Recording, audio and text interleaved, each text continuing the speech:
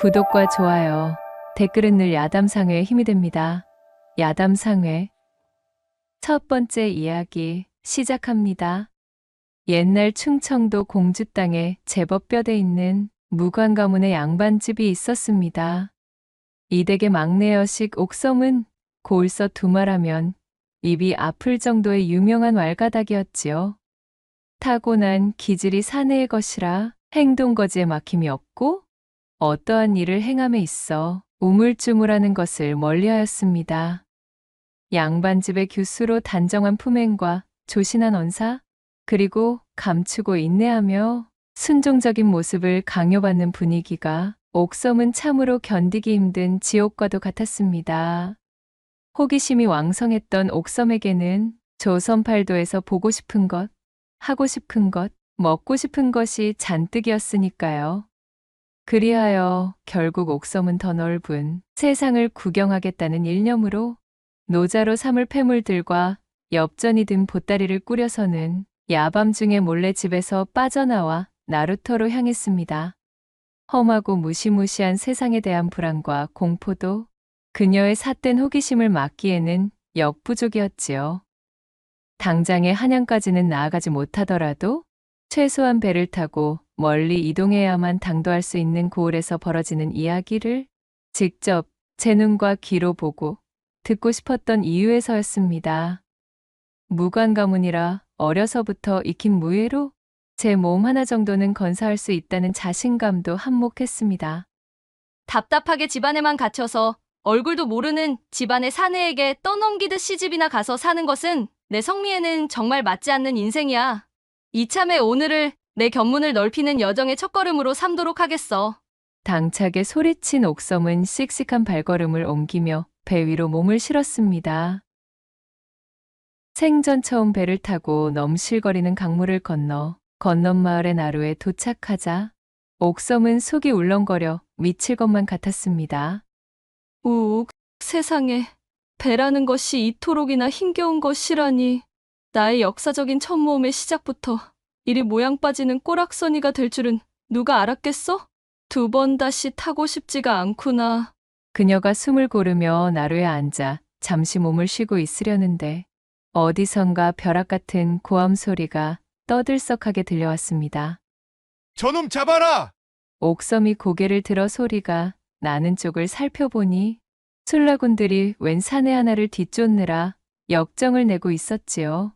사내는 힘겹게 뜀박질을 하며 내달리는 모양새로 점점 옥섬과의 거리를 좁히고 있었습니다. 어머? 무슨 일이 벌어지고 있는 것인가? 저 사내가 어찌하여 내 쪽으로 오는 거야? 옥섬이 당황하여 허둥대는 사이 쫓기던 사내는 어느새 옥섬의 앞까지 당도하더니 힘겨운 목소리로 말했습니다. 미안하오. 내 초면에 면목 없으나 부디 이것을 좀 숨겨주시오. 무엇이? 아니 이보시오? 사내는 거의 반강제로 옥섬의 소매춤에 무언가 묵직한 것을 밀어넣고는 그 길로 나루의 반대편 골목으로 달아나고 말았습니다.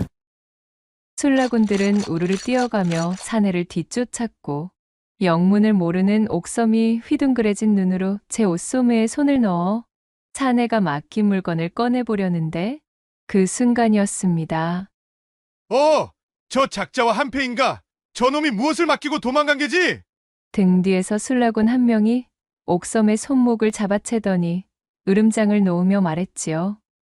아니 생전 처음 보는 사내요? 나 역시 대체 이것이 무슨 일인가 싶어 확인해 보려던 것뿐이란 말이오. 그러자 술라군은 어림없다는 듯 콧방귀를 끼고는 우악스러운 손길로 옥섬의 소매춤을 뒤지며 털어내기 시작했습니다. 그러자 옥놀이개에 장식이 달린 고급스러운 은장도가 떡하니 나왔지요. 이것 좀 보시게. 이래도 시침을 뗄 작정이더냐? 도망간 놈과 한패로구먼.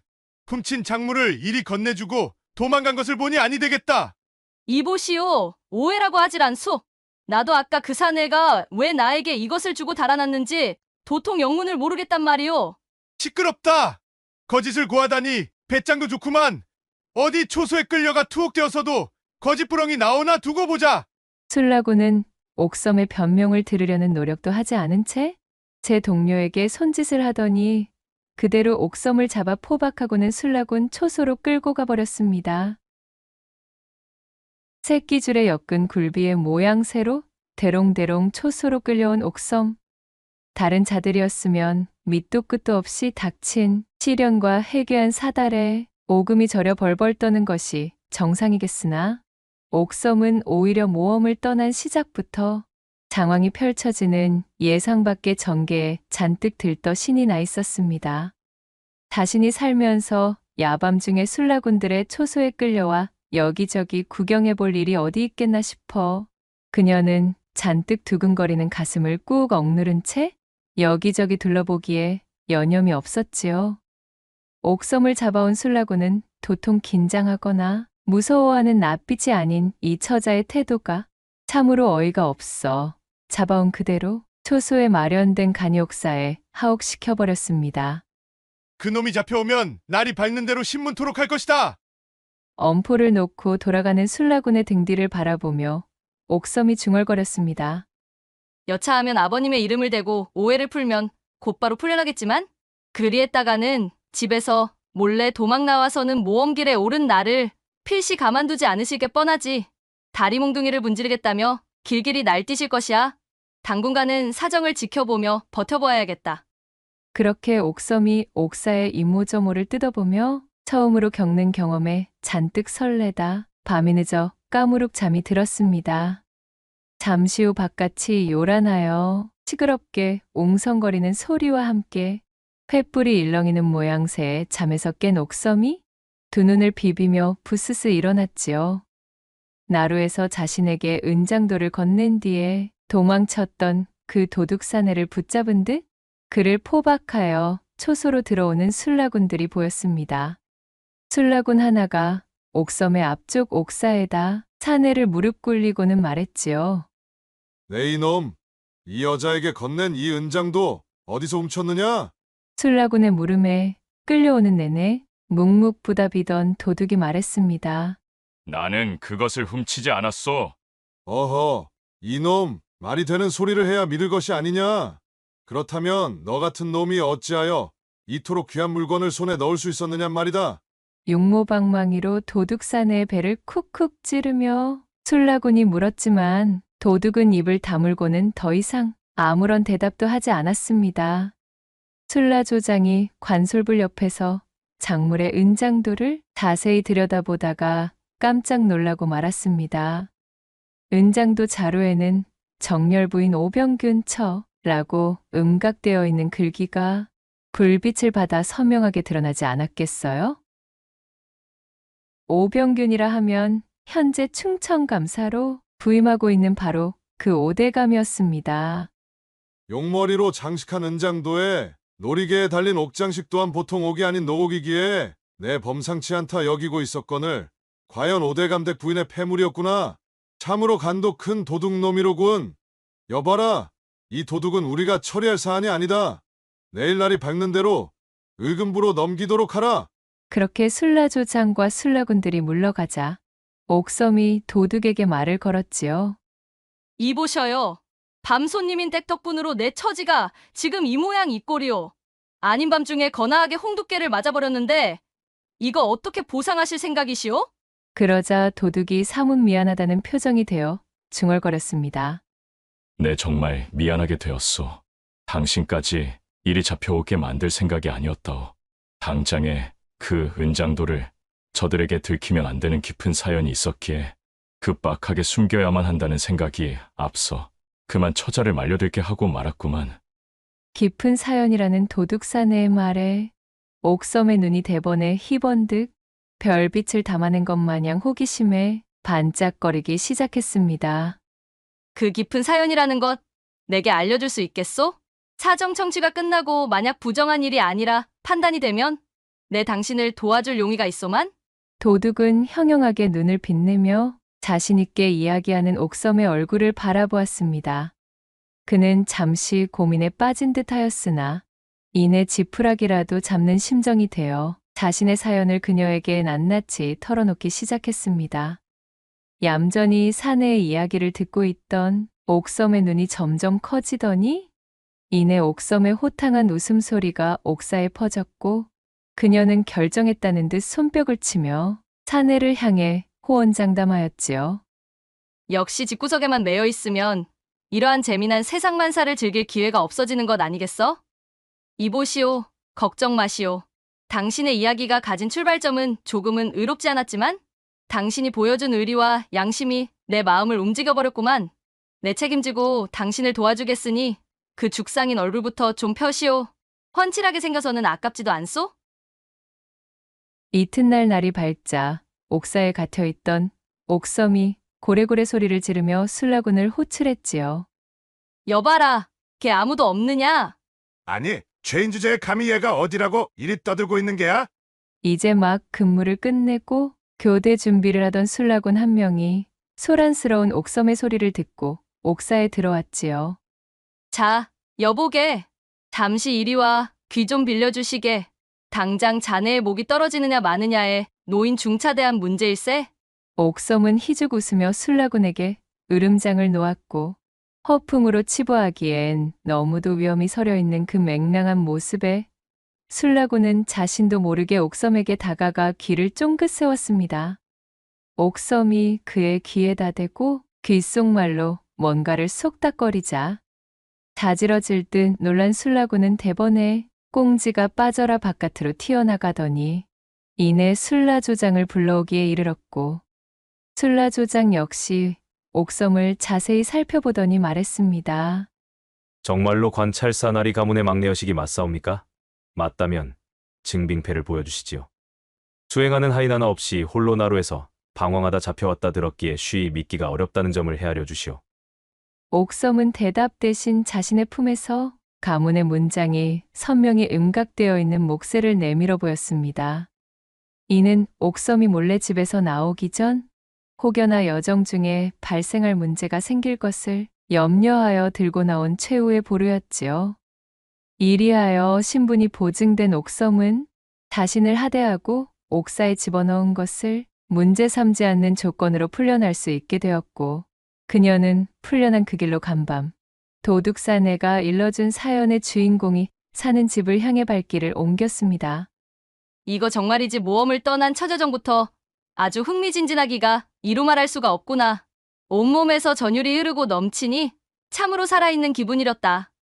옥섬은 이 모든 것이 그저 신이 나고 즐거워 흥을 주체하지 못한 채 콧노래를 부르며 발걸음을 옮겼지요. 그날 늦은 오후 오대감 댁의 포졸들이 포승줄로 묶은 도둑 사내를 끌고 당도했습니다. 거기 무슨 일이냐? 대청마루 끝에선 오대감 댁 안방마님이 앞마당에 줄지어 늘어서 있는 포졸들을 내려다보며 잔뜩 위엄서린 목소리로 물었지요. 그 기세에 주눅든 포졸 중 하나가 쭈뼛거리며 앞으로 나서 고했습니다. 지난밤 북문 고갯마루에서 절도를 일삼던 도둑을 쫓아잡고 보니 그의 품속에서 다름 아닌 마님의 은장도가 나왔지 뭡니까요. 이자에게 그것을 추궁하였으나 당최 입을 열지 않고 버티기에 정확한 신문을 위하여 이리 데리고 온 것입니다. 마님. 포졸의 말을 듣고 있던 마님의 표정이 미묘하게 일그러지는 듯 하더니 갑자기 노기가 잔뜩 서린 목소리로 일갈하는 것이 아니겠습니까? 이놈들! 그 사내는 한낱 잡스러운 도둑이 아니다. 어서 포박을 풀어주고 그를 일으켜 세우렸다. 내 어쩌녁에 잠시 나들이를 나갔다가 소중하게 지니고 있던 은장도를 잃어버려서 그렇잖아도 마음이 상해 심려가 큰 상황이었는데 그것을 찾아준 사내에게 감사를 표하지는 못할 망정 도둑으로 몰다니? 예. 아니 그럼 은장도를 도둑 맞은 것이 아니란 말씀이옵니까? 무엄하구나. 그렇다 하지 않느냐. 내 따로 급진히 감사 인사를 전해야겠으니 어서 그 귀인의 포박을 풀고 썩 물러들 가렸다. 그리하여 포박에서 풀려난 도둑은 자신이 뜻하지 않았음에도 유리하게만 흘러가고 있는 이 상황에 어안이 벙벙해진 얼굴로 마님을 올려다보았지요. 도둑을 풀어준 포졸들이 모두 물러나 대감집에서 벗어나자 도둑은 대청으로 올라가 마님에게 큰 절을 올리며 읍했습니다. 아니 마님, 이 은혜를 무엇으로 갚을지 모르겠습니다. 간밤 그 천인공로할 짓을 벌인 쇳내를 이리 구제하여 살려주시다니요. 내 자세한 이야기는 먼저 당도한 이 처자에게 모두 들었다네. 고개를 드시게나. 그러자 건너방에서 옥섬이 고개를 쏙 내밀며 등장하는 것이었습니다. 어찌된 영문인지 알 길이 없던 도둑이 얼빠진 얼굴로 마님과 옥섬의 얼굴을 번갈아 쳐다보는 사이 마님이 온화한 얼굴이 되어 말했습니다. 이 처자가 느닷없이 찾아와 이르기를 그대는 옥사에 갇혀서도 끝까지 나와 간밤에 있었던 일들에 대해 일말의 발설도 하지 않았다지. 문초를 겪을지도 모르는 순간에도 끝끝내 나에 대한 이야기는 한마디도 하지 않았다 들었네. 그 말이 사실인가? 그렇사옵니다. 쇳내가 먹고 살기에 급급해 한낱 도적질을 일삼는 도둑놈이지만 그럼에도 혹여나 간밤에 제가 저지른 일로 마님께서 세간에 입방하에 오르기라도 하시면 평판이 상할까 걱정되어 입을 다물고 있었던 것입니다요. 도둑의 말에 마님은 빙긋이 미소 짓고는 그에게 두둑한 전대를 건네주었습니다. 전대를 받아든 도둑이 더욱 이해할 수 없다는 표정으로 고개를 들었고 마님은 그것을 받을 자격이 있다며 자애롭게 웃어 보였습니다. 그렇게 눈이 마주쳐 서로를 바라보던 두 사람은 동시에 지난밤 일을 떠올리게 되었지요. 사실 지난밤 삼경의 시각, 이 젊은 도둑은 밤이슬을 벗삼아 5대 감댁 안방에 잠입했었습니다. 당장에 먹을 쌀 한 톨이 없었던 도둑은 적당히 돈이 될 만한 물건 하나만 걸리면 그대로 달아날 심산으로 간 크게도 5대 감댁의 안방에 들어선 것이었습니다. 일찍이 5대 감은 도처에 첩을 열어두고 있었는데 충청감사로 부임한 이후로는 첩씨를 데리고 작은 살림을 차린 지 오래였습니다. 본가인 이곳에는 발걸음조차 뜸해진 지가 오래되었다는 소문이 자자하게 퍼져 있었지요.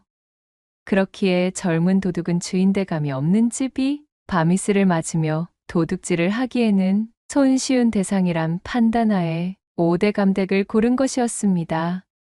숨죽인 채 발소리를 없애고 이곳저곳을 뒤적이던 도둑은 문득 어둠 속에서 비단 속옷만 걸친 채 잠에 빠져있는 안방마님을 발견하였습니다. 그날따라 무슨 변덕의 바람이 분 것이었을까요?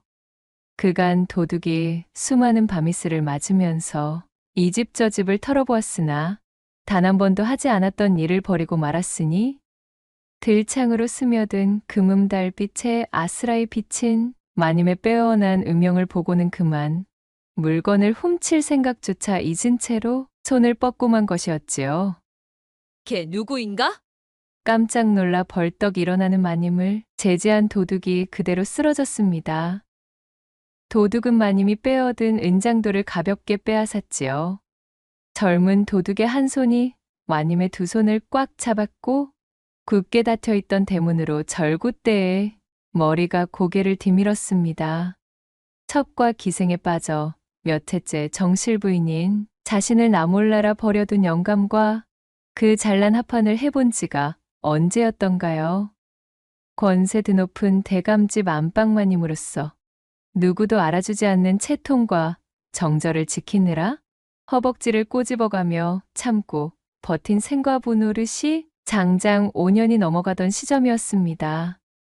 헉 하는 외마디 소리와 함께 시작된 도둑의 거센 절구질에 마님은 그만 자신도 모르게 두 팔로 도둑의 목을 힘껏 껴안고 말았답니다.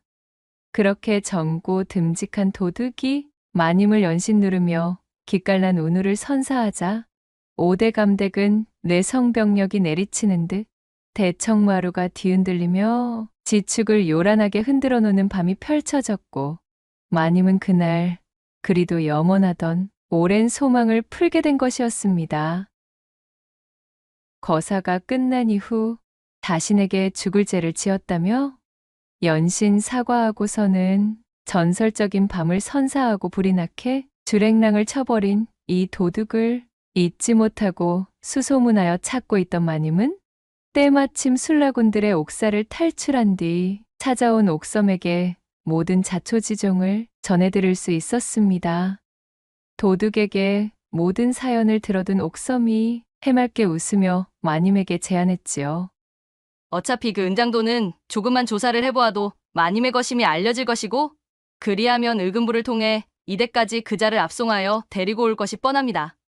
그는 마님의 존재를 지키기 위해 입을 무겁게 간수하고 끝까지 한마디도 뱉지 않았으니 잡스러운 다른 소문이 퍼질 우려를 하신다거나 혹여라도 그자의 의리를 높이 사서 살리고 싶으시다면 제 말대로 잃어버린 은장도를 그 사내가 찾아준 것이라 우기시옵소서. 오대감 어르신의 권세와 안방마님의 위엄이 있기에 그리 이르면 포졸들도 다른 소리는 하지 못할 게지요. 일이 된 연유로 옥섬이 귀띔해준 조언을 채택하여 순조롭게 포졸들을 물리고 도둑산에도 얌전히 되돌려받게 된 마님은 깊이 기뻐하며 옥섬에게 감사를 전하게 되었습니다. 그리하여 허우대가 멀쩡한 도둑은 지난밤에 훌륭한 공로를 인정받아 그 후로도 마님의 간택을 받고는 보름에 한 번씩 밤은 깊어 삼경일째 오대감 댁에 월담하여 안방으로 스며들었고 마님은 생과부 신세를 벗어난 것과 더불어 아무런 잡음 없이 일을 마무리 짓도록 도와준 옥섬의 은혜를 치하하며 그녀의 집안에 기별을 넣어주었습니다.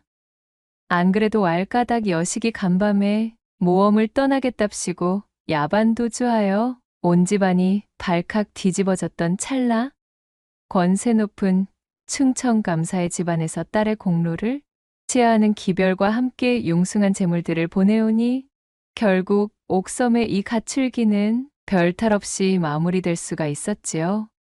그 이후로도 이 세 사람은 간간히 모여 다과를 가지며 웃음꽃을 피웠으니 옥섬은 성공리에 끝난 제 모험담은 이것이 끝이 아님을 깨달으며 그렇게 다음번 펼쳐질 언젠가의 모험을 기다리며 두 눈을 반짝반짝 빛냈다는 후문이 옵니다. 두 번째 이야기 시작합니다. 옛날 어느 한적한 시골 마을에 집신장수를 업으로 삼고 있던 가난한 총각 청배가 살고 있었습니다. 그는 집신을 삼아 장터에 내다 팔며 생계를 꾸려나가고 있었지요. 쓰러져가는 허름한 초가집 한 채에 홀로 지내고 있던 청배는 하루 세 끼 먹어보는 것이 소원일 정도로 곤궁한 생활을 하고 있었습니다. 내일은 하루 종일 날씨가 쨍쨍해야 할 터인디 날이 지러 비라도 왕창 쏟아지는 날에는 사람들이 영 집신을 사지라느니 말이여. 손에 물집이 잡히도록 새끼를 꼬아 내일 장터에 내다 팔 집신을 만들던 청배가 한숨 가득한 목소리로 중얼거렸습니다. 구들장이 무너져라 깊은 한숨을 내쉬던 청배의 머릿속으로 한 여인의 얼굴이 살포시 떠오르기 시작했지요. 그녀는 바로 근방에 살고 있는 오밀조밀 귀여운 얼굴에 동네에서는 제법 미모로 알아주는 순심이라는 이름의 처자였습니다. 청배는 혼기가 가득 찬 창창한 젊은이였지만 먹고 살기가 팍팍한 가난한 살림의 장가 같은 것은 언감생심 꿈도 꾸지 못하는 형편이었지요. 청배가 순심에게 막연한 연심을 품고 그녀를 향한 구애를 던지고 있었으나 순심은 가난하고 가진 것 없는 청배에겐 눈길조차 내어주질 않았습니다. 흥, 제깟 것이 감히 어디 넘바 넘보기를? 청배 이 아둔한 녀석아. 그놈의 집 신짝이나 실컷 삼아서 부자가 되거들랑 그때나 내게 찾아오려무나.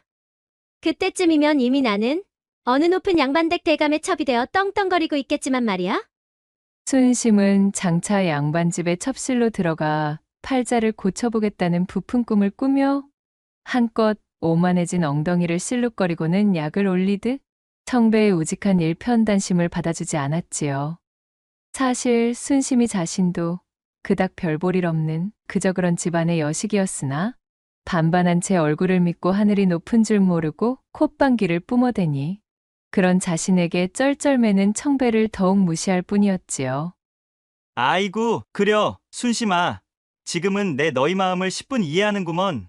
나도 양심상 가진 것 하나 없는 지금 요 모양 요 꼴로 순심이 내 마음을 돌려놓을 작정은 아니라 이것이여.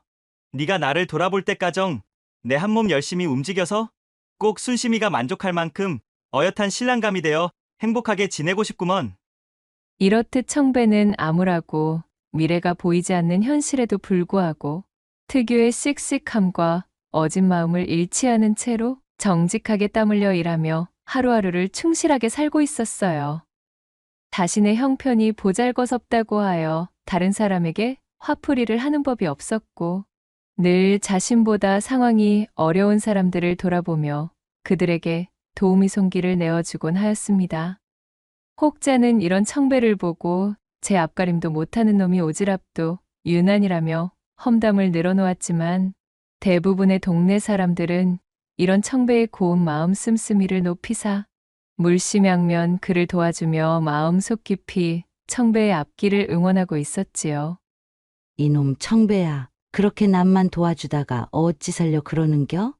내 입속도 좀 챙겨가며 살아야 하는 법이여. 사람은 모름지기 자기 자신부터 단단해져야 남도 떳떳하게 도울 수 있는 것이여. 여기 호박 식혜 좀 만들어 왔으니 먹어가며 혀. 아이고, 어르신 감사합니다. 잘 먹겠습니다요. 꾸준히 열심히 살다 보면 해가 뜨는 날도 있지 않겠어요? 주어진 일에 최선을 다함은 그것으로 족하다 이 말이지요. 걱정해 주셔서 고맙습니다요, 어르신. 이렇듯 청배의 하루는 보잘것없지만 알차게 저물고 있었습니다.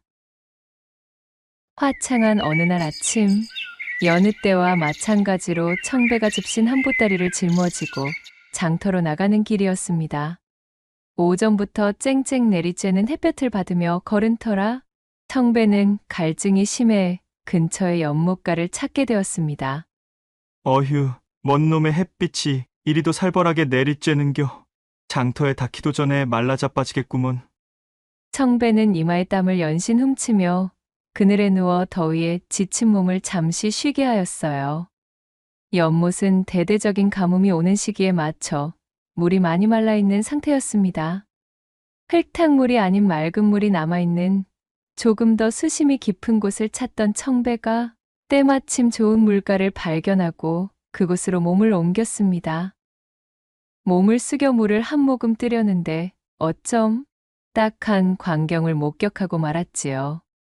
물이 말라붙어 겨우 한 줌의 물만 남아있는 웅덩이에서 올챙이 한 마리가 몸을 팔딱이며 애처롭게 꿈틀거리고 있었던 것입니다. 얼씨구, 가엾게도 물이 말라 길이 끊겨 고립되었구먼. 이대로는 꼼짝없이 햇빛에 말라 죽게 생겼구나. 청배는 올챙이의 필사적인 몸부림을 측은한 눈빛으로 내려보며 말했습니다. 그는 손을 내밀어 올챙이를 물과 함께 떠올린 다음 옆에 수심이 깊은 물가에 내려주었습니다. 자, 얼른 가거라. 가서 이 역경을 딛고 장차 훌륭한 개구리가 되어야 한다. 알겠느냐? 청배가 웃으며 농을 건네자 올챙이는 마치 그 말을 알아듣기라도 한 듯 한동안 청배의 근처에서 떠날 줄을 모르다가 몸을 휘휘 돌려 인사를 건네는 듯 하더니 물가 저편으로 사라졌습니다. 그렇게 올챙이를 살려준 청배도 시원하게 물을 들이켜 갈증을 해가라고는 무거운 걸음을 옮겨 장터를 향한 발길을 재촉하였지요. 그로부터 며칠이나 지났을까요? 모처럼 한 짐 가득 메고 갔던 집신을 다 팔고 기분 좋게 장터에서 나온 청배가 호탕하게 웃으며 중얼거리던 날이었습니다. 이거 정말 늘 오늘만 같으면 소원이 없겠구만 그래. 평소보다 집신을 너무 많이 삼아서 못 팔고 집이 썩으면 어쩌나 싶었는데 아주 모처럼 신명나게 장사가 잘 된 날이었어. 기분이 날아갈 것 같던 청배가 씩씩하게 웃으며 집을 향해 돌아가려는데 어둑어둑해진 숲길 사이로 요란한 개구리의 울음소리가 들려왔지요. 때마침 갈증이 심했던 청배가 목도 축일 겸 연못 쪽을 향해 들어서니 미끈하게 잘 빠진 개구리 한 마리가 연잎 위로 뛰어오르더니 청배를 향해 울음소리를 내었습니다. 어랍쇼, 이 개구리는 어째 좀 신기한 면이 있구먼. 청배가 개구리와 눈이 마주쳐 유심히 살펴보았어요. 유난히도 피부가 매끈거리는 이 개구리는 어쩐지 미물 같지 않은 기분이 들었습니다. 청배를 바라보며 목청껏 울음소리를 내던 개구리는 신기하게도 청배와는 인연이 있다는 듯 제자리에서 폴짝거리며 그를 반기는 듯 보였습니다. 문득 청배는 자신이 얼마 전에 구해주었던 올챙이가 퍼뜩 떠올랐습니다. 에이, 설마 싶었지만 혹시나 하는 마음에 허리를 숙여 개구리를 향해 물었지요. 설마 일전에 그 올챙이가 너니? 내가 이 말을 이해한다면 바보 같은 말처럼 들리겠지만 마치 나를 알아보는 양 이리 친밀하게구니 예사 개구리가 아닌 듯 싶구나.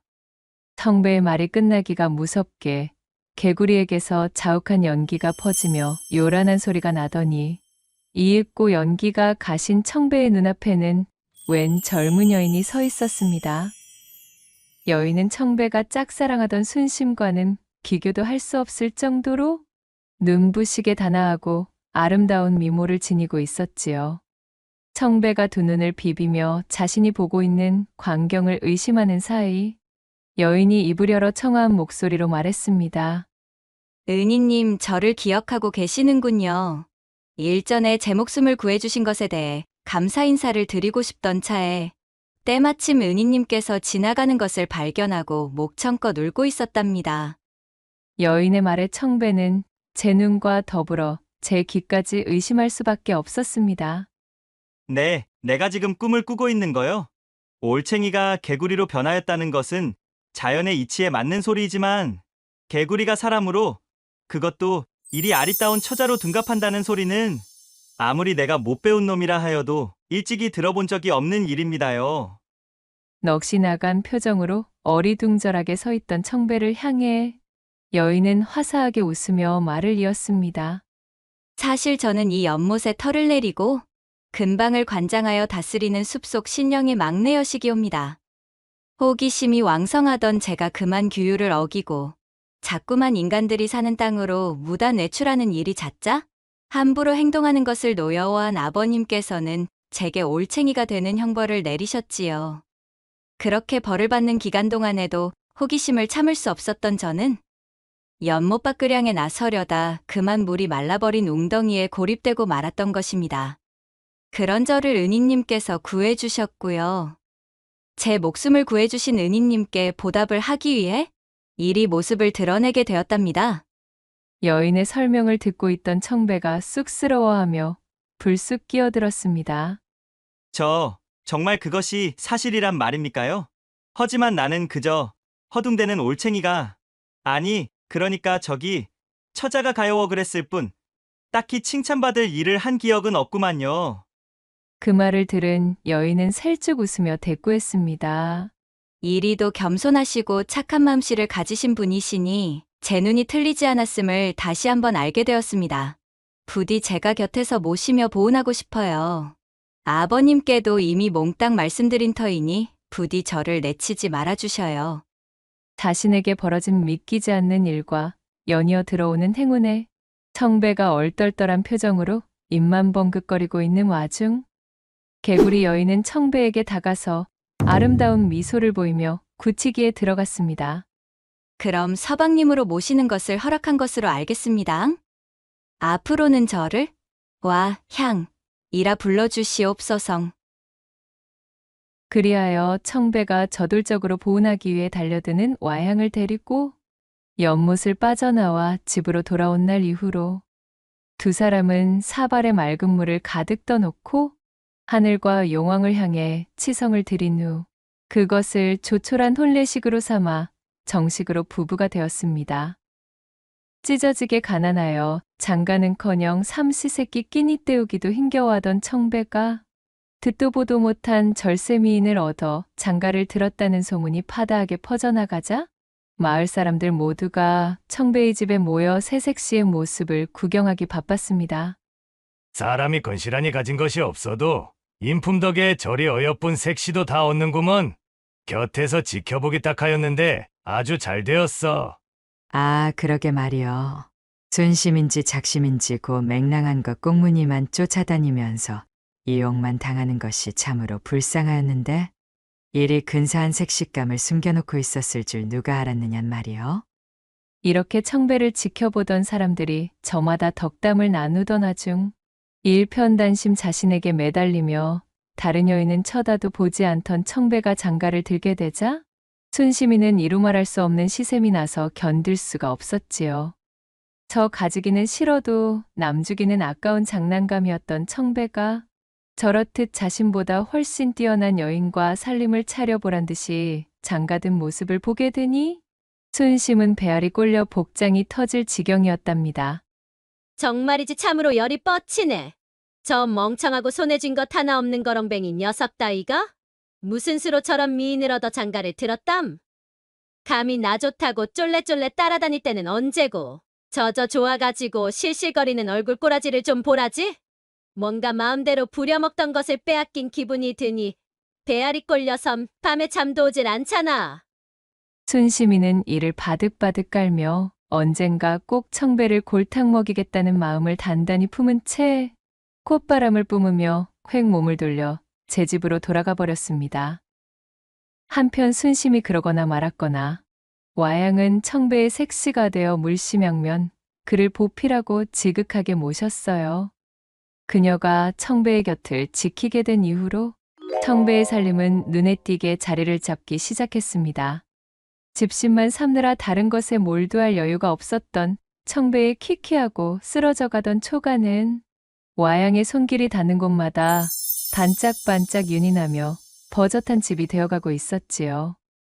와양의 꼼꼼하고 야무진 내조 덕분에 청배는 예전보다 배는 더 빠르고 안정된 솜씨를 부려 튼튼하고 질 좋은 집신을 더 많이 만들 수가 있었으니 살림은 차츰차츰 불어나기 마련이었습니다. 그뿐 아니라 달이 휘영청 하늘에 걸린 밤이 되면 어여쁜 색시를 꼭 끌어안고 입을 맞추며 매일 밤 황홀한 사랑을 나누고 근사하게 보내니 청배는 입이 귀에 걸려 웃음이 떠나질 않았습니다. 자신의 인생이 이렇게나 아름다워도 되나 싶어 새벽만 되면 와양이 사라지지는 않았는지 자신의 이불 옆을 확인해보곤 하였답니다.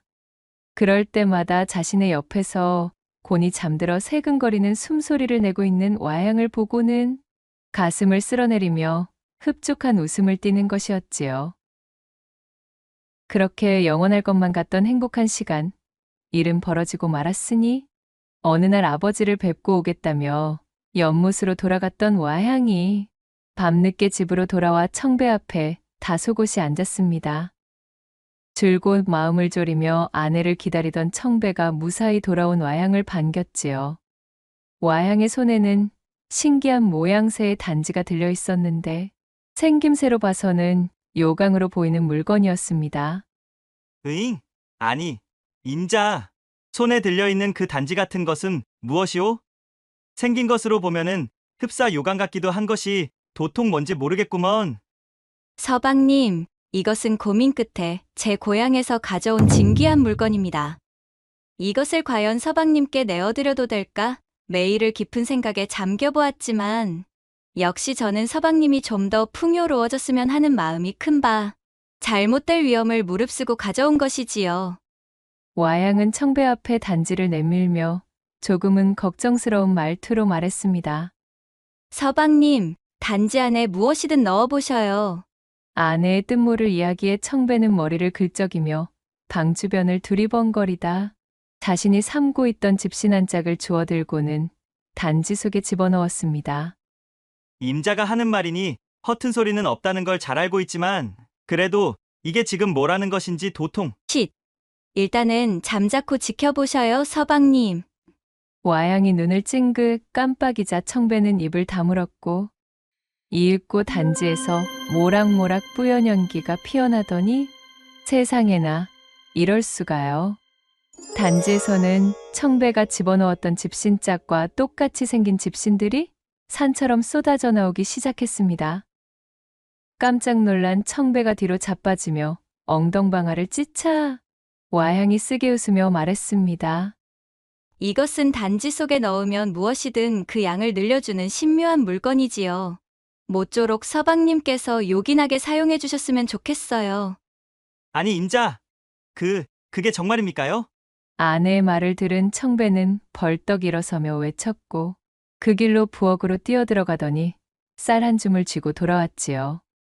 이윽고 청배는 단지 속에 쌀 한 줌을 집어넣으며 두근거리는 얼굴로 지켜보았고 단지에서는 또다시 연기가 피어오르더니 이내 파도 같은 쌀더미를 쏟아내기 시작했습니다. 청배는 뛸 듯이 기뻐하며 와향의 두 손을 덥석 쥐고 소리쳤습니다. 세상에나, 세상에나. 임자, 부인, 여보. 당신은 정녕 내 인생을 구제하러 이 땅에 내려온 선녀이자 보살이시오. 임자는 내가 임자를 구해줬다 말하였지만 이제 보니 임자가 나를 구해주러 오셨구먼요. 아이처럼 좋아하며 방방 뛰는 청배를 올려다보는 와향의 눈빛엔 어쩐지 뜻모를 불안함과 걱정스러움이 묻어 있었지만 사랑하는 제 서방이 이리도 좋아하는 모습을 본 뒤 고개를 가로젓고는 평소대로의 환한 웃음으로 답해 주었습니다. 청배는 신이나 산처럼 불어난 집신들과 쌀알더미들을 정리하며 콧노래를 흥얼거렸습니다. 매일 늦은 밤까지 집신을 삼지 않아도 되니 이 어찌 좋지 않을 수가 있겠냔 말이여. 이제 그 시간들을 아껴 더욱 임자와 행복하게 지낼 수 있겠구먼. 그러나 안타깝게도 그런 일은 일어나지 않았지요. 제 아내와 행복하게 지내는 것을 꿈꾸던 청배가 제 노력이 아닌 그저 요행으로 올바른 길로 나아가는 것은 어쩌면 불가능한 것이었을지도 모를 일이었습니다. 와향의 불안이 현실로 들이닥치는 데는 석 달이 채 걸리지 않았으니까요. 처음에는 단지 속에 집신을 넣고 불어난 집신들을 착실하게 장터에 나가 파는 것으로 단지를 활용하던 청배는 점점 나태한 마음이 싹트기 시작했지요. 그러더니 한 달 뒤에는 쌀과 고기들을 넣으며 집신 파는 일을 그만둬 버렸고 2달 뒤에는 엽전들을 넣으며 불어난 돈으로 재물을 불리더니 손가락 하나 까딱하지 않는 한량으로 전락해버리고 말았습니다.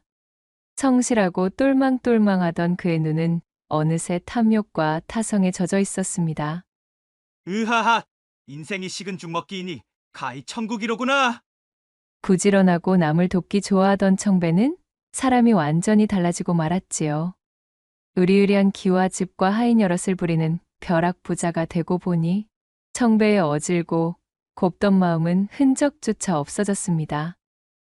처음에는 마을 사람들도 청배의 자수성가를 축하해주며 큰돈을 벌게 된 청배를 응원하는 분위기였으나 개구리 올챙이적 생각하지 못하는 모양새로 거만하게 행동하는 청배를 보고서는 모두들 학을 떼며 청배와 멀어지고 말았습니다. 아니, 어떻게 사람이 하루아침에 저리 변할 수가 있단 말이오, 그래? 그간 보여준 모습들이 진짜인지 아니면 지금의 저 모습이 원래의 청배 모습인 건지 금간이 안 되는구먼. 아, 이 사람아. 당연히 저 모습이 제 본 모습 아니겠나? 사람이란 모름지기 제 손에 쥔 것이 많을 때 뒤로서 자신의 모습이 나온다고 하질 않나? 이렇듯 자신을 향한 악담들이 연이어 쏟아져 나오고 있었지만 청배는 아무런 가책도 아쉬움도 느끼지 못했어요. 가만히 있어도 일하지 않아도 열심히 살지 않아도 단지만 있으면 걱정이 없었으니 청배의 간절하고 순수한 마음씨는 시커멓게 오염된 것이었지요.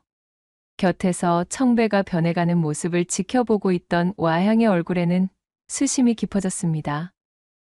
자신의 서방님을 위해 제 고향의 연못까지 가서 아버지인 수신령의 보물까지 몰래 훔쳐 가지고 나왔지만 어렴풋이 느끼고 있던 그 걱정이 이리도 빠르게 현실이 되자 그녀는 자신의 어리석음과 청배를 향한 안타까움이 뒤섞여 가슴이 미어지고 있었습니다.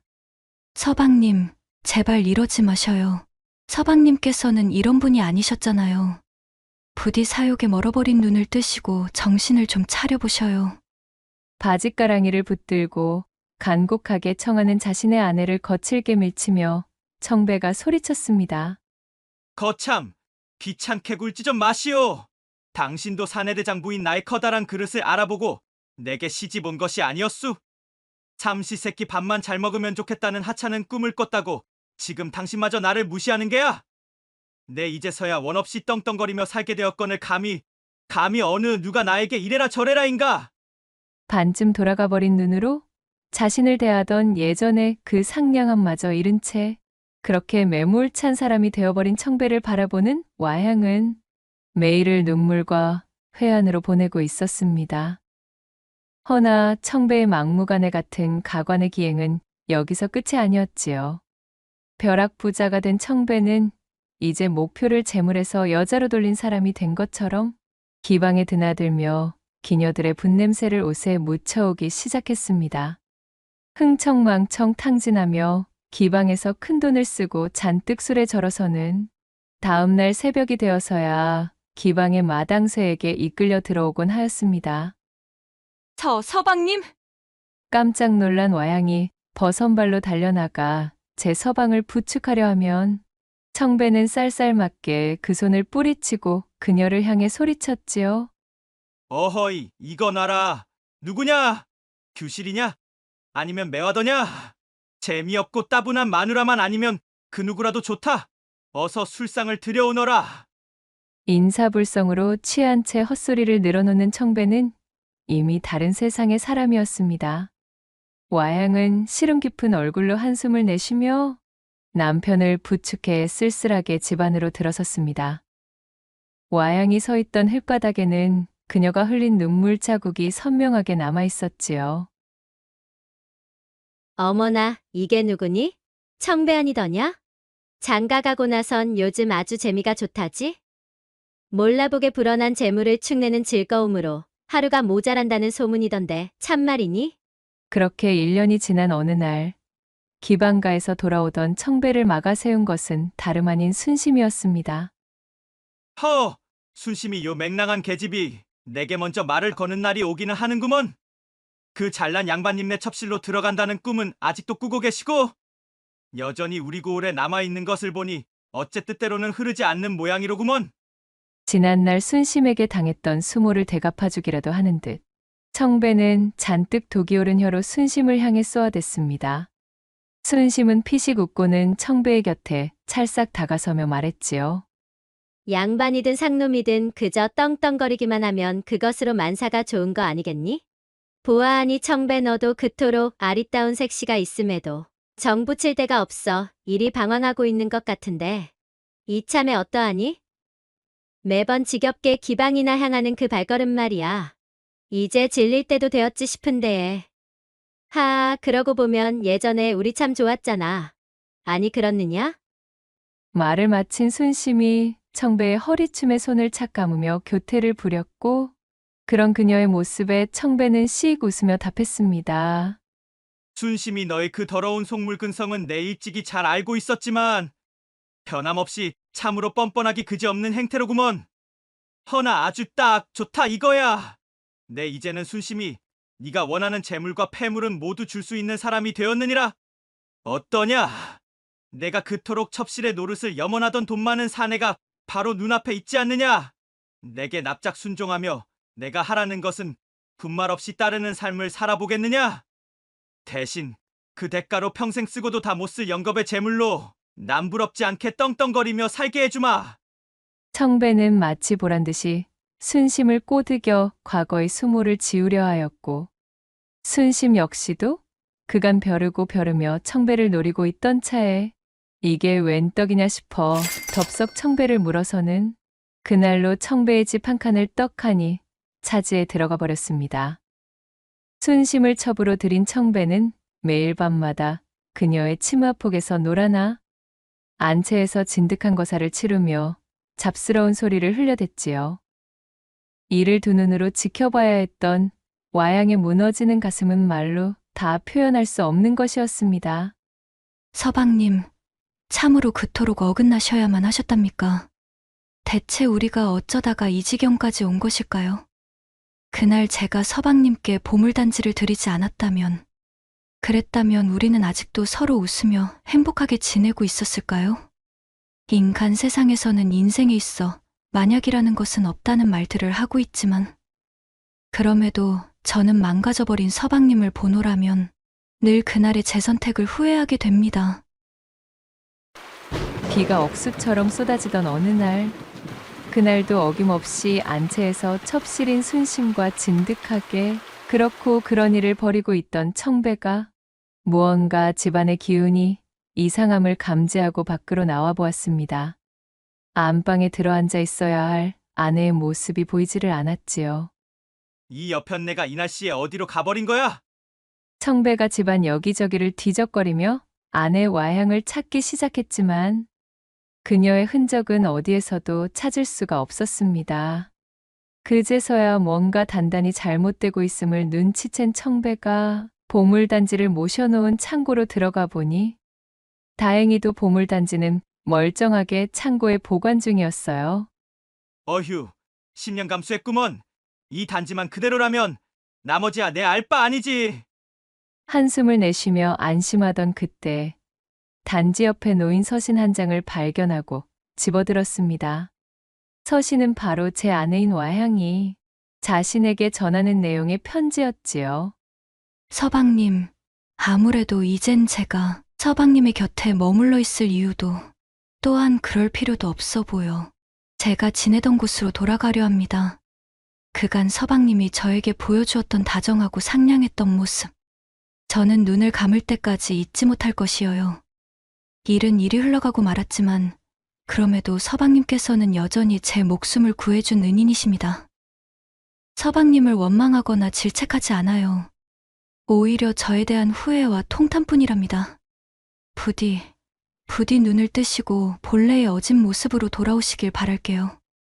언제나 만수무강하시고 항상 서방님의 앞길이 밝게 펼쳐지길 기원하겠어요. 그동안 참으로 감사했습니다. 담백하게 하지만 절절하게 제 마음을 담아 꾹꾹 눌러 쓴 와향의 서신은 청배의 마음을 깊이 움직일 법도 하였지만 청배는 이제 와향은 아무래도 좋았어요. 단지만 제 곁에 둘 수 있다면 와향은 연못으로 돌아가든 다시 개구리가 되든 상관없는 일이었습니다. 청배는 와향의 편지를 구겨 무심하게 땅바닥에 던져버렸어요. 나원 참, 청승맞게 뭐 하자는 것인지 원. 나에게는 이 보물단지만 있으면 된다 이거야. 청배가 씩 웃으며 주머니 속에서 엽전을 하나 꺼내 단지에 집어넣으며 중얼거렸습니다. 바로 그때 등 뒤에서 순심의 목소리가 들렸지요. 신나게 거사를 치르던 도중 밖으로 나간 청배가 돌아올 기미가 없자 그를 찾으러 나섰던 참이었습니다. 아니 좋은 거 하다가 말고 이 날씨에 방 밖으로 기어나가서는 그래. 이런 외딴 창고에서 혼자 뭘 하고 있는 거요? 청배는 목덜미의 털이 바짝 서는 느낌에 화들짝 놀라 뒤를 돌아보았습니다. 그 순간 단지에서 희뿌연 연기가 피어올랐고 결국 순심은 단지 속에서 뿜어져 나오는 엽전들을 두 눈으로 목격하고 말았지요. 아니, 이것이 대체? 그간 순심에게 보물단지의 존재를 비밀로 붙이고 있던 청배는 자신이 막대한 부를 이루게 된 비밀이 들키자 깜짝 놀라 그녀를 밀쳐냈습니다. 하지만 이미 모든 것을 알아차린 순심의 눈에는 도끼와 탐욕이 가득 차버렸지요. 그 단지 당장 이리 내놓지 못해? 감히 지금껏 잘도 그 요술 항아리인지 뭔지에 대해 입 꾹 닫고 함구하고 있었다 이거지? 순심은 표독스럽게 외치며 청배에게 달려들었고 이윽고 청배가 허둥대다 뒤로 넘어진 틈을 놓치지 않고 단지를 빼앗아 그 길로 주랭랑을 쳐버렸습니다. 아니 저런 저 망하려 편내가 저거. 청배는 욕지기를 뱉으며 벌떡 일어나 순심을 쫓기 시작했고 추적추적 내리던 빗줄기는 더욱 거세지고 있었습니다. 단지를 훔쳐 달아나던 순심은 마을 근처의 나루까지 있는 힘껏 도망쳤습니다. 내 눈으로 보고도 믿을 수 없지만 어쨌든 이 신통방통한 단지만 있으면 더 이상 청배, 그 더러운 놈의 집에 들러붙어 밤마다 괴팍한 명령을 들으며 고약한 첩시 노릇을 하지 않아도 평생을 놀고 먹을 수 있단 말이야. 버티고 버티니 나에게 이런 행운이 찾아오는구나. 순심은 욕심에 절은 희번득한 눈을 빛내며 광인처럼 소리쳤지요. 나루에서 배를 잡아타고 청배에게서 도망쳐 먼 곳으로 향할 작정이었습니다. 그리고 그 순간 저만치에서 낯을 꼬나쥐고 달려오는 청배가 보였지요. 이 도둑년, 썩 거기 서지 못해. 청배 역시 동공이 풀려 돌아 있는 눈으로 무섭게 쫓아오고 있었습니다. 그것은 마치 피가 거꾸로 솟는 도깨비의 형상과도 같았지요. 그 괴이한 모습에 간담이 서늘해진 순심이 몸을 돌려 도망쳤고 이성을 잃은 청배가 무서운 속도로 순심을 따라잡아 그녀의 뒷머리채를 틀어지는 순간이었습니다. 하늘이 찢기는 듯한 요란한 굉음과 함께 눈앞이 샛노랗게 번쩍이더니 우레 같은 벼락이 내리쳐 청배가 쥔 낫을 향해 직격으로 떨어졌고 청배와 순심은 찍소리도 내지 못한 채로 그 자리에서 절명하고 말았습니다. 순심이 소중하게 품고 있던 보물단지는 바닥으로 떨어지며 산산조각 났고 단지의 파편들에서는 자욱한 연기가 피어오르며 흔적도 없이 사라져버렸지요. 그렇게 모든 것이 너무도 허망하고 허무하게 끝나버린 뒤 고요한 빗소리의 끝에 남은 것이라고는 두 사람의 쓸쓸한 주검뿐이었습니다. 들판에 나뒹군 두 사람의 주거미로 스산한 빗소리가 뒤덮여 주변이 이상하리만치 잠잠하던 찰나 어디선가 구슬프기 그지없는 개구리의 울음소리가 들려왔습니다. 마치 제 서방이 아니를 걱정하기라도 하는 듯 목청이 터져라 울부짖고 있었지요. 그 이후로도 이 고을에서는 비가 세차게 내리는 날이면 어디선가 구슬픈 개구리의 울음소리가 서글프게도 들려와 온 마을을 뒤덮었다는 후문이 전해져 오고 있습니다. 마지막 세 번째 이야기 시작합니다. 옛날 옛적의 조선 봉대골이라는 작은 마을에 적당한 홍기를 맞은 처녀 한 명이 살고 있었습니다. 처녀의 이름은 월임으로 비록 풍족하지 못한 살림의 집안에서 기근에 시달리며 어렵게 자랐지만 구김살 없이 화사한 미소를 지니고 있어 마을 사람들 누구나 칭찬이 자자할 만큼 어여쁜 사람이었지요. 아주머니 안녕하세요. 어이구, 월임이 아니냐? 요거싸. 너는 어째 날이 갈수록 고와지는 것이? 코올리게 모양 새던 게 엊그제였는데 이제 정말 시집가도 되겠어. 아이 참 창피하게 그런 말씀 마셔요. 저는 아직 제 부모님 곁을 떠나고 싶지 않은걸요. 얼씨구, 방금의 내 그 말 때문에 온 마을 사내들이 눈물로 소매춤을 훔치느라 야단법석이겠구나. 이렇듯 월임의 미색이 절정에 닿아 그 꽃을 활짝 피우게 되었고 전부터 그녀를 흠모하고 있던 여러 사내들의 집안에서는 좋은 조건을 앞세운 혼담들을 줄지어 밀어넣기 시작했습니다. 월임의 부모는 제 여식만큼은 풍족한 환경에서 지내었으면 하는 바람으로 딸 앞으로 들어온 혼담들을 꼼꼼하게 살펴보고 있었지요. 이처럼 봉대골을 대표하는 미인 월임을 제 마음에 품고 혼담을 넣은 사내들 중에서는 품행이 바르고 행실이 모범적인 사내들이 대다수였지만 한편으로는 어딘가 뒤가 구린 사내도 있기 마련이었습니다. 그중 가장 악질인 사내가 있었으니 관군들의 대대적인 토벌을 피해 산중에서 도망쳐 나온 도적 출신의 양수가 그 주인공이었지요. 그는 산에서 도망 나와 신분이 들킬 것을 우려해 여기저기 떠돌던 중이었습니다. 어느 날 붕대골까지 흘러든 양수가 고을에서 얼마 떨어지지 않은 산중에 버려진 작은 암자를 발견하였어요. 암자가 꽤 오래 방치되었다는 것을 알아차린 양수는 그 즉시 꾀를 내었습니다. 절간에 버려진 낡은 승복을 주워 입고는 제 머리를 밀어 승려로 위장하였지요. 그리하여 탁발승 노릇을 하며 고을로 내려와 시주를 받아 생활하고 있던 터였습니다. 여느 때와 마찬가지로 양수가 승복을 뒤집어 쓰고 시주를 받으며 봉대골 여기저기를 돌아다니던 중 우연히 월임의 집에 방문하였다가 월임을 처음 보고는 그만 첫눈에 반해버렸던 것이었습니다. 어머, 스님. 뒷산 폐암자에 새로운 스님께서 기거하신다 들었는데 그것이 스님의 이야기셨군요. 만나 뵙게 되어 반갑습니다, 스님. 양수를 발견한 월임이 합장하며 반갑게 그를 맞이했습니다.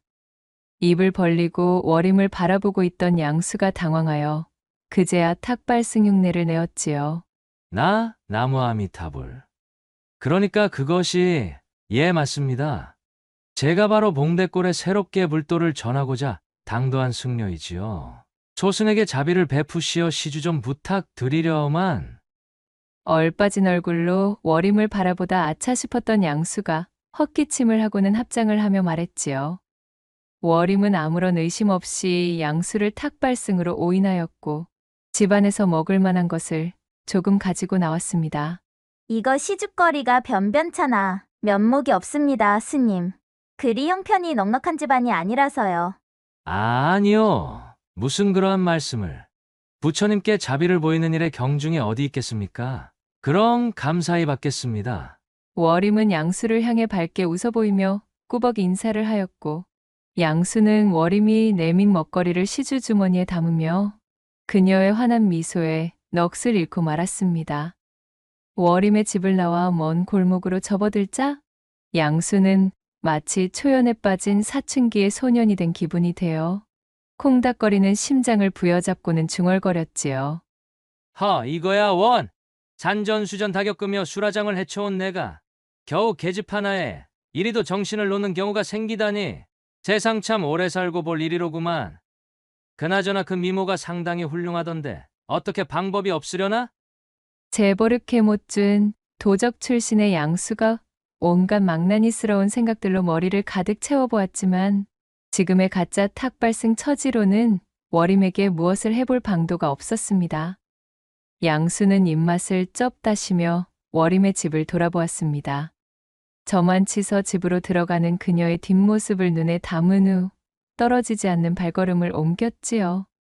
그날 이후 워림에게 단단히 빠져버린 양수는 틈만 나면 시주를 가장하여 워림의 집 근처를 배회하기 시작했습니다. 어느 날 양수가 다른 집에서 시주로 받은 인절미를 들고 워림의 집 앞으로 찾아왔습니다. 워림에게 맛있는 인절미를 나눠줄 생각으로 잔뜩 들떠보였지요. 그녀의 집 담벼락에서 얼쩡대고 있으려니 담 너머 안쪽에서 워림과 그녀의 어머니가 대화하는 목소리가 들려왔습니다. 얘야, 그래서 어느 집 혼담에 응할 것인지는 따로 정해둔 것이 있느냐? 어머니 저는요? 저 아래 물레방아 옆집의 최씨 아저씨네 둘째 아들이 제일 괜찮은 것 같아요. 오냐? 그래, 이 어미의 생각도 그러하구나. 아무래도 적당히 살림살이도 번듯하고 밥 굶을 일도 없는 데다가 또 너무 형편이 차이가 나서 시집살이를 하느라 시달릴 만한 집도 아니고 말이야. 사실 혼인 따위는 아무래도 좋은데 저는 아직 이 집을 떠나고 싶지 않은걸요. 이 집에서 어머니와 함께 지내고 싶은데. 으이구 이거사, 혼담도 다 때가 있는 법이고 혼기도 놓치면 다시는 돌아오지 않는 법이란다. 젊음은 마냥 너의 곁에 머무는 선물이 아니니 그런 소리 일랑 접어두고 괜찮은 조건의 혼담이 들어올 때 미루지 말고 얼른 날짜를 잡자꾸나. 내 매파 할멈에게 근시일 중으로 우리 집에 들르라 전해놓으마.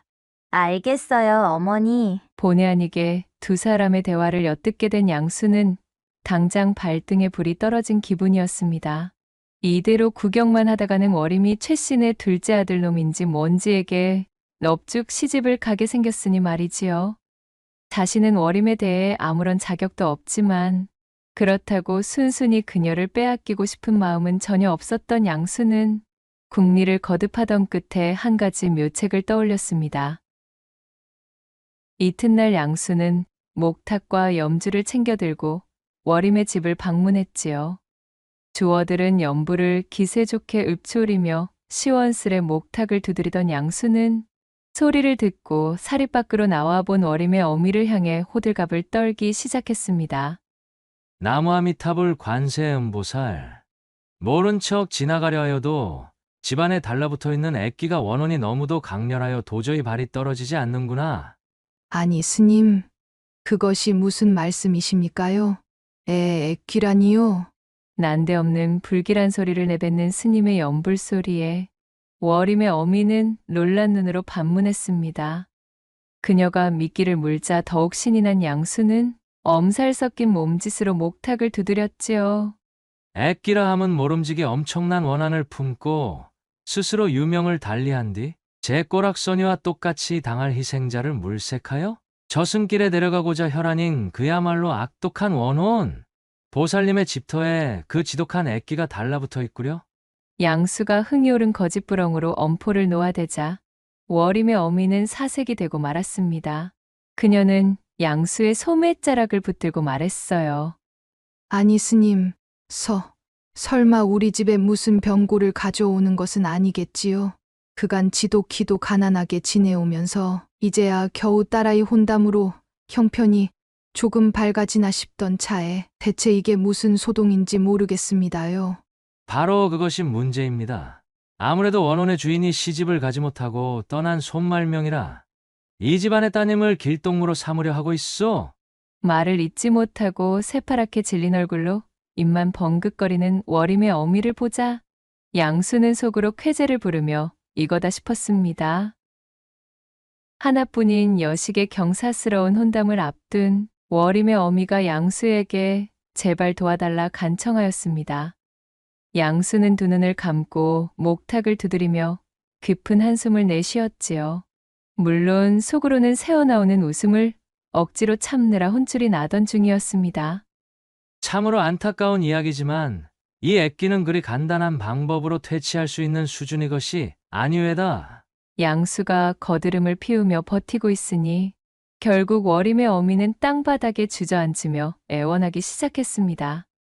스님, 무엇이든지 할 터이니 제발 제 딸 좀 살려주십시오. 아직 꽃도 피워보지 못한 저 어린 것이 부모 잘못 만나 지금까지 고생만 하며 살아왔는데 이제서야 혼사를 앞두고 허리 좀 펴나 하는 와중에 참말로 이게 무슨 청천벽력 같은 소리십니까요? 워림의 어미는 목 놓아 눈물을 흘리며 소리쳤고 양수는 한쪽 눈으로 실눈을 뜬 채 그녀를 힐끗 내려다본 뒤 헛기침을 하며 무겁게 입을 열었습니다. 방법이 아예 없는 것은 아니외다. 액기에게 곁을 내주지 않을 만한 법력을 지닌 사람과 짝을 이룬다면 따님의 신변에는 아무런 해도 없을 것이오. 그의 말에 워림의 어미가 눈을 번쩍 뜨고 자리에서 일어나 물었습니다. 스님, 그러한 법력을 지닌 사람이 대체 누굽니까요? 어지간한 범인이 그런 신통력을 지닐 리가 없지 않습니까? 물론 그러합니다. 예컨대 저같이 오랜 기간 수행을 쌓은 숙녀 정도가 그런 능력을 가지고 있다 할 수 있지요? 네, 아니 스님, 혹시 그렇다면? 예, 맞습니다.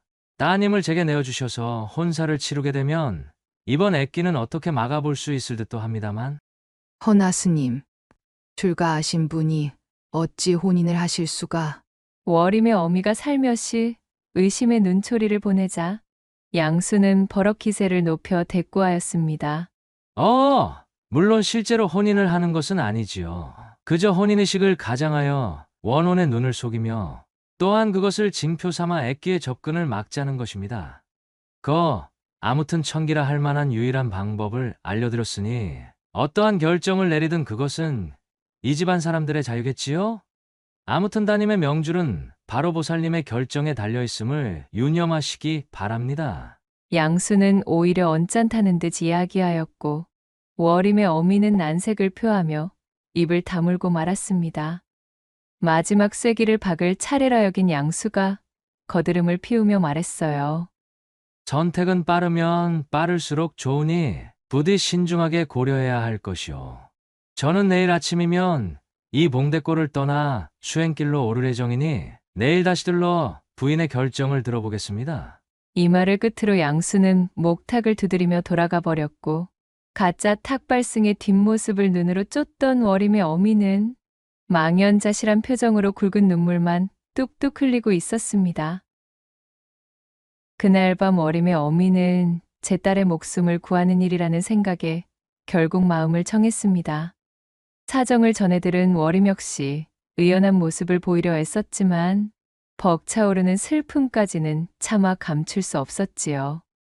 탁발승에게 시집을 가야만 하는 이 운명의 장난 같은 현실에 한숨이 나왔습니다. 어머니, 너무 슬퍼하지는 마셔요. 제 팔자에 정해진 운명이 그러하다면 어쩔 수 없이 따라야지요. 저는 괜찮을 거예요.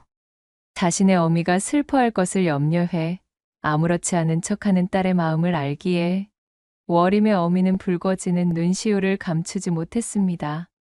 그렇게 야속한 시간이 훌쩍 흘러 다음 날이 되었고 양수가 등에 뚜껑이 달린 커다란 망태를 짊어지고 워림의 집에 나타났지요. 길을 떠날 채비를 끝낸 워림이 제 부모와 마지막 인사를 나누고 있었습니다. 자신의 계략대로 일이 풀린 것을 확인한 양수는 입이 귀에 걸리는 것을 참기 위해 많은 노력을 기울여야 했어요. 그래, 마음은 정하셨는지요? 애써 침착한 모습으로 양수가 운을 떼자 슬픈 얼굴로 딸을 살펴보고 있던 워림의 어미가 모든 것을 체념한투로 말했습니다. 예, 스님. 변고를 피하기 위해서는 정령 이 방법밖에는 없질 않겠습니까? 부디 제 여식을 잘 부탁드리겠습니다, 스님. 나무아미타불 관세음보살. 그 점은 걱정하지 마시지요. 저 역시 함부로 천기를 누설하여 하늘의 뜻을 거스른 몸. 이미 워림낭자와 저는 운명의 한 배를 탄 것과 마찬가지입니다. 애끼에 대한 걱정은 하지 않으셔도 좋습니다. 저와 함께 멀리 떠난다면 애끼도 더 이상 따님께 달라붙는 일은 없을 테지요. 스님, 앞으로 모쪼록 잘 부탁드리겠습니다. 워림까지 앞으로 나서 자신을 향해 고개를 숙이자 양수는 이미 천하를 얻은 듯 심취하여 기세가 올랐습니다. 자, 워림낭자, 고을을 떠나 애끼의 영향이 닿지 않는 곳에 당도할 때까지는 조금 불편하시겠지만 이 망태 안에 계셔야 하겠습니다. 이는 당연히 양수의 거짓말로 눈에 띄는 미인인 워림을 데리고 봉대골을 빠져나가다가는 고을 사람들의 쓸데없는 이목을 끌어 제 계략이 들통날 것을 우려했기에 고민 끝에 이런 술책을 쓰게 된 것입니다. 워림은 난처한 얼굴로 잠시 고민하다 이내 양수의 제안대로 망태 속으로 들어갔고 양수는 망태의 뚜껑을 닫아 외부에서 워림이 보이지 않도록 조치했습니다. 그는 마지막으로 워림의 부모와 인사를 나눈 뒤 두 다리에 잔뜩 힘을 실어 워림이 들어있는 망태를 등에 메고 발걸음도 가볍게 걸음을 옮겼습니다. 자신도 모르게 콧노래를 흥얼거릴 뻔한 것을 겨우 참아 그는 워림네 집이 시야에서 사라질 때까지 축지법이라도 깨우친 승려 마냥 부지런히 걷고 또 걸었습니다. 얼마나 시간이 지났을까요? 건넌마을 나루터에 당도하기 위해 가장 빠른 산길에 들어선 양수는 망태의 무게도 잊은 채 머릿속에서 온갖 상상의 나래를 펴고 있었습니다. 한때는 자신의 산채의 관군들이 들이닥쳐 모든 것이 끝나버릴 뻔한 도적놈이었으나 지금은 고을에서 가장 빼어난 미인을 제 아내로 삼아 아무도 모르는 먼 곳으로 도망쳐 살림을 차릴 예정인 새 신랑이 되었으니 그는 어깨춤이 절로 나오는 것이었습니다. 자고로 사람은 이 머리를 잘 써야 몸이 편하다. 이 말씀이지? 만약 내가 신분 좋은 집구석에서 태어났으면 이거 분명 영의정까지 해먹었을 제목인데 말이야. 양수는 속으로 이러한 생각까지 하며 쾌재를 부르고 있었지요. 바로 그때였습니다. 산세가 조금 깊어진다 싶던 찰나 수풀이 우거진 곳이 요란하게 흔들리며 소란스럽다 싶더니 잿빛의 늑대들이 고개를 내밀며 튀어나오는 것이었지요. 아니 늑대! 이곳에 늑대의 서식지가 있었단 말인가?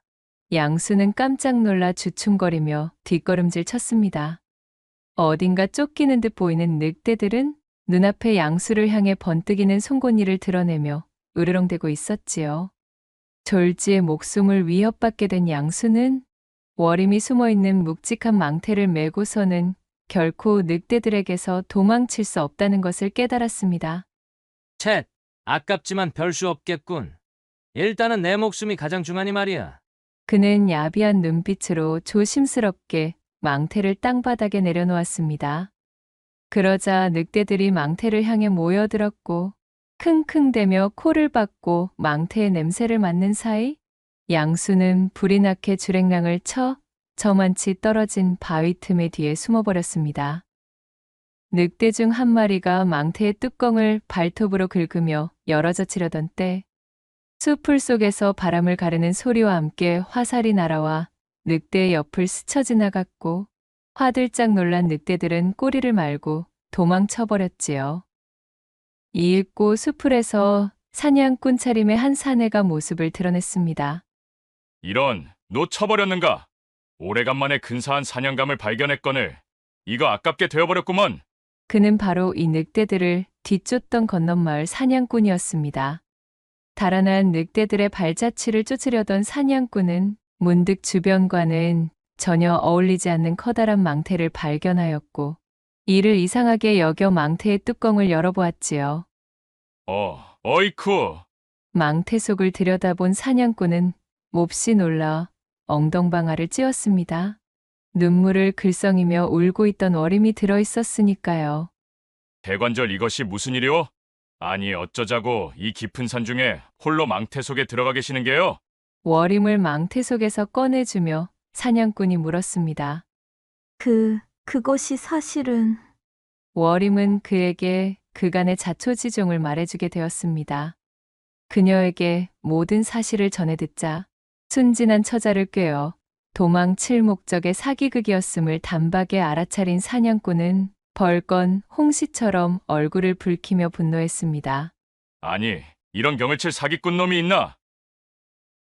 한편 멀찍이 떨어진 바위 틈 뒤에 숨어 상황이 정리되기를 기다리던 양수는 주변이 고요해지자 슬그머니 몸을 일으켜 망태가 있는 곳으로 다가왔습니다. 늑대들은 모두 돌아간 것인가? 망태의 상태도 멀쩡한 것을 보니 녀석들이 흥미를 잃고 멀리 달아났나 보군. 이거 정말 다행이야, 그래? 하마터면 애써 엮어놓은 월임낭자를 늑대밥으로 빼앗길 뻔했지 뭔가. 양수는 가슴을 쓸어내리며 희죽거렸습니다. 이윽고 워림의 상태를 확인해 보기 위해 망태의 뚜껑을 열었지요. 그리고 그 순간 망태 속에 들어있던 독사 수마리가 씩씩대며 양수에게 날아들었습니다. 상상치도 못한 독사들의 습격에 혼비백산한 양수는 멱다는 비명을 지르며 나자빠졌고 잔뜩 독이 오른 독사들은 양수의 팔과 다리, 입술 등 닥치는 대로 물고 늘어져 버렸습니다. 이게 대체? 온몸을 잔뜩 물린 양수가 이해할 수 없다는 표정으로 두 눈이 휘둥그레졌지요. 양수에게 실컷 화풀이를 한 독사들은 유유히 수풀 속으로 사라졌고 지나가느니 하나 없는 깊은 산 중에서 양수는 쓸쓸하게 땅바닥에 누워 꿈틀거릴 뿐이었습니다. 멀어지는 의식 속에서도 양수는 자신에게 벌어진 일을 정확하게 알아차릴 수 없었고 그렇게 그는 허망하고 비참하게 탁발승, 연극의 종지부를 찍게 되었습니다. 사실 조금 전으로 거슬러 올라가 보면 건넌마을의 사냥꾼은 워림에게 내막을 전해 듣고는 양수에게 따끔한 벌을 내릴 필요가 있음을 깨달았지요. 그는 주변에서 작은 바위들을 모아서 워림의 몸무게와 엇비슷하게 맞추었습니다. 그리고는 망태 안에 던져 넣어 마치 워림이 속에 들어있는 것처럼 보이게 만들었어요. 이놈, 어디 따끔한 맛 좀 봐라. 마지막으로 사냥꾼은 약재상의 팔기 위해 잡아두었던 독사들이 잔뜩 들어있던 주머니를 망태 속에 던져 넣고 뚜껑을 닫았습니다. 그리하여 사냥꾼의 친절한 안내를 받으며 하산하여 무사히 자신의 집까지 되돌아올 수 있었던 워림은 하마터면 사기꾼의 새치 혀에소가 머나먼 땅에서 사기꾼의 아내로 살 뻔한 위험으로부터 벗어나게 되었습니다. 그녀는 제 부모와 눈물의 재회를 가지며 서로를 얼싸안았고 사냥꾼에게도 깊이 감사 인사를 전하였지요. 그리고 그것이 새로운 인연이 되었으니 이것저것 혼담을 잴 필요도 없이 사냥꾼과 일사천리로 혼인을 맺어 두 사람은 이후로도 봉대골에서 가장 금슬이 좋은 부부로 오래도록 행복하게 지냈다는 후문이 옵니다.